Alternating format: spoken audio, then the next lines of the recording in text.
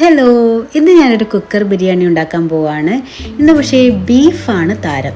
ഞാൻ നേരത്തെ chicken cooker biryani വെച്ചിട്ടുണ്ടായിരുന്നു. അപ്പോൾ അതിൻ്റെ ലിങ്ക് ഞാൻ ഇതിൽ കമൻറ്റ് ബോക്സിലിടാം. അപ്പോൾ നമുക്ക് കുക്കർ ബീഫ് ബിരിയാണി വെക്കാം.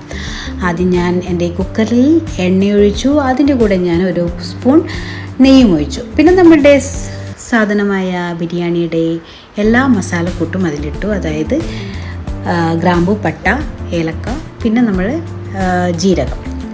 അത് നന്നായിട്ട് മൂത്ത് വരുമ്പോൾ നമ്മളുടെ സവാളയും ഞാനിട്ടു. ഇവിടെ ഞാൻ 4 പേർക്കുള്ള ബിരിയാണിയാണ് ഉണ്ടാക്കുന്നത്. അതുകൊണ്ട് തന്നെ 2 സവാളയും ഞാനിവിടെ യൂസ് ചെയ്തിട്ടുള്ളൂ. അപ്പോൾ അങ്ങനെ അത് നന്നായിട്ട് വഴഞ്ഞ് വരുമ്പോൾ അതായത് ഈ കുഴഞ്ഞ പരുവത്തിലാവുമ്പോൾ നമുക്ക് ചെറിയ ഉള്ളി ഇതിലേക്കിടാം. കുറച്ച് ചെറിയ ഉള്ളിയെ ഞാൻ ചേർത്തിട്ടുള്ളൂ. അതുപോലെ തന്നെ ഇഞ്ചി, പച്ചമുളക്, അതുപോലെ തന്നെ വെളുത്തുള്ളി, അത് 3ഉം കൂടി ചതച്ചെടുത്ത് ഇതും ഞാൻ അതിലേക്ക് ചേർത്തു. അപ്പോൾ അങ്ങനെ ഇത് 3ഉം മിക്സ് ചെയ്ത ശേഷം നന്നായിട്ട് വഴറ്റിയ ശേഷം നമുക്കിനി അടുത്തതായി നമ്മൾ പൊടികളെല്ലാം ഇടണം. 1 ടീസ്പൂൺ മഞ്ഞൾപ്പൊടി, 1 ടീസ്പൂൺ മുളക് പൊടി, 2 ടീസ്പൂൺ മല്ലിപ്പൊടി, പിന്നെ 1 ടീസ്പൂൺ ഗരം മസാല, പിന്നെ പെപ്പറും ഞാൻ 1 ടീസ്പൂൺ ഇടുന്നുണ്ട്. ഓൾറെഡി ഞാൻ ബീഫ് വേവിച്ച് വെച്ചിട്ടുണ്ട്. അതിൽ ഞാൻ മഞ്ഞൾപ്പൊടിയും പെപ്പറും ഇട്ടിട്ടാണ് ഞാൻ വേവിച്ച് വെച്ചത്. അതും ഞാൻ ഇതിലേക്ക് മിക്സ് ചെയ്യുകയാണ്.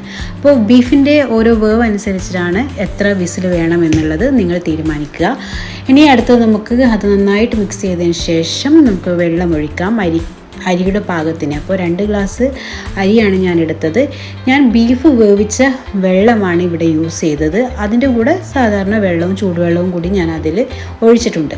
പിന്നെ അതുപോലെ തന്നെ തക്കാളി ഞാൻ ഇതിലേക്ക് ആഡ് ചെയ്യുന്നുണ്ട്. നിങ്ങൾ വഴറ്റുമ്പം തന്നെ തക്കാളി ആഡ് ചെയ്യാം. ഞാനത് വിട്ടുപോയി. അപ്പോൾ ഞാനിവിടെ 1.5 തക്കാളിയാണ് ആഡ് ചെയ്തത്. അത് എങ്ങനെ വേണമെങ്കിലും തക്കാളി എപ്പോൾ വേണമെങ്കിലും യൂസ് ചെയ്യാം. അപ്പോൾ ഞാൻ തക്കാളിയും ഇട്ടു. പിന്നെ ആവശ്യത്തിനുള്ള ഉപ്പും ഞാൻ ഇതിലേക്ക് ആഡ് ചെയ്തു.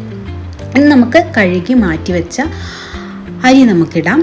അരി നന്നായിട്ട് മിക്സ് ചെയ്തതിന് ശേഷം 1 ടീസ്പൂൺ കൂടി ഞാൻ നെയ്യ് ഒഴിച്ചു കൊടുക്കുന്നുണ്ട്. പിന്നെ അതുപോലെ തന്നെ നമ്മൾ ഇതിലേക്ക് ലെമണും പിഴിഞ്ഞൊഴിക്കുന്നുണ്ട്. പിന്നെ നമ്മളുടെ മെയിൻ ഐറ്റമായ മല്ലിയിലയും കൂടി വിതറിക്കഴിഞ്ഞാൽ നമുക്ക് കുക്കർ മൂടി വെക്കാം. 1 വിസിൽ ആണ് ഞാൻ എടുത്തിരിക്കുന്നത്. അപ്പോൾ അങ്ങനെ നമ്മൾ കുക്കർ തുറന്ന് കഴിഞ്ഞപ്പോൾ നമ്മളുടെ ഈ അടിപൊളി നല്ല ടേസ്റ്റി മലബാർ ബീഫ് ബിരിയാണി റെഡിയായി. അപ്പോൾ നിങ്ങളും ട്രൈ ചെയ്ത് നോക്കൂ. നല്ല സൂപ്പർ ബിരിയാണിയാണ്.